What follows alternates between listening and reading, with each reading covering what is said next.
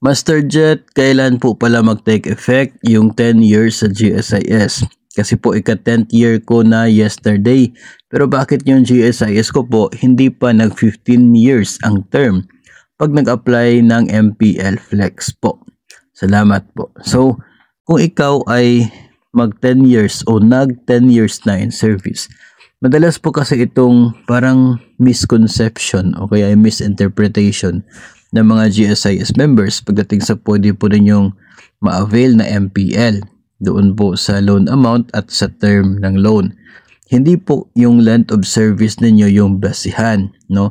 Kung ikaw ay nag 15 years na kahit po last month, kung yung PPP mo, period with paid premiums, hindi pa umabot ng 10 years, you are not eligible doon sa 15 years na term ng loan.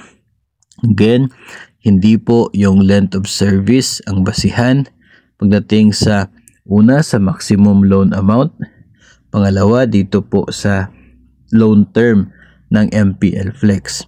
Hindi yung length of service mo, kundi yung PPP, period with paid premiums. Kung ilang taon doon sa length of service mo ang may kaukulang premium remittances. Yun ang basihan sa loanable amount at sa maximum loan term. So, hintayin po kung kailan mag 10 years yung PPP ninyo saka ka maging eligible para doon sa loan amount at sa loan term na intended para sa may 10 and up na PPP.